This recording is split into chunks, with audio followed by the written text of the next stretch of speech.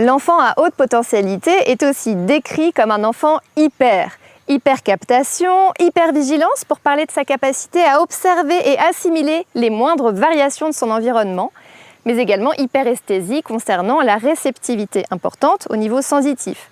La vue, l'ouïe, l'odorat, le goût particulièrement développé. Les superlatifs ne manquent pas pour qualifier la curiosité et l'attention que cet enfant porte sur son environnement. Des yeux de lynx du petit enfant aux besoins de maîtrise de l'enfant plus grand, en passant par l'emblématique étiquette qui gratte, les théories hyperlatives vont bon train.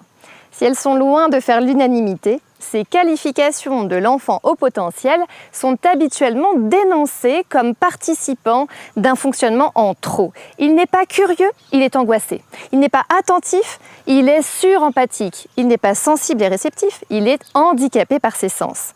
Or, ce que ce fonctionnement acte le plus dans le quotidien, ce sont une forte attention sur les éléments constitutifs de l'environnement, une plus grande compétence dans le traitement des informations et ainsi une plus grande capacité à se saisir de ce qu'on appellerait des doses ambiantes d'apprentissage.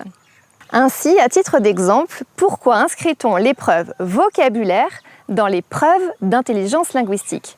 Le vocabulaire n'est-il pas dépendant des présentations de vocabulaire?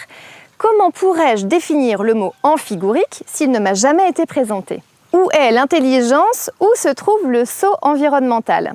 C'est qu'il y a de l'intelligence à réussir à capter les mots nouveaux dans l'environnement, les extraire, les saisir, tenter d'en comprendre le sens, ou chercher à en avoir la définition, les emmagasiner, les assimiler et enfin pouvoir les exploiter. L'intelligence linguistique cristallisée de l'épreuve psychométrique des vocabulaires est ainsi la siamoise de la capacité de captation si hyper soit-elle.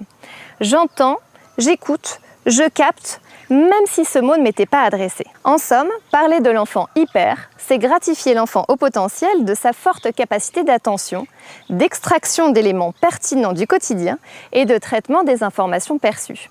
Ce sont donc des enfants bien câblés pour l'assimilation de compétences, qu'elles soient pratiques ou théoriques.